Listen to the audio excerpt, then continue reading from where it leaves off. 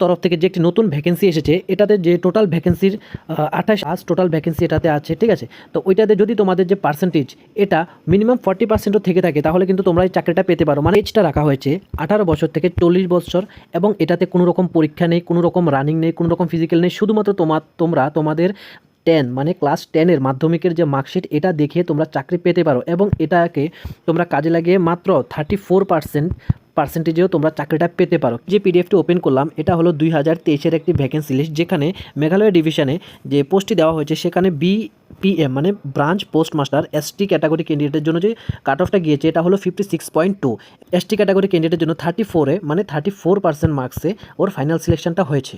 এবার তোমাদের কোয়েশ্চেন হলো যে দাদা এত কম পার্সেন্টেজ মানে মিনিমাম 40% পেয়েও কীভাবে বা 34% পেয়েও কীভাবে চাকরিটা পাওয়া যায়, যে তোমাদের form fill up online form fill up এটার মধ্যেই।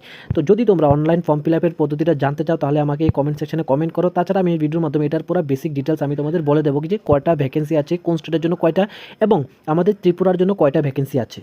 তোমাদের যে বয়সটা 18 বছর থেকে 40 বছর তোমাদের রাখা হয়েছে, এবং এটা রিক্রুটমেন্ট 2026-এর করা হচ্ছে। এটা আমার ত্রিপুরার জন্য কয়টা ভ্যাকেন্সি রয়েছে। তো দেখো ত্রিপুরা অনেক ছোট্ট একটি রাজ্য, তো এটার জন্য কোনো স্পেসিফিক ভ্যাকেন্সি দেওয়া নেই। যে নর্থ ইস্টের যে রিজনটা আছে সেটার মধ্যে যতগুলো ভ্যাকেন্সি আছে মানে 1014টা যে টোটাল ভ্যাকেন্সি আছে এর মধ্যেই আমাদের ত্রিপুরার ভ্যাকেন্সিও আসবে।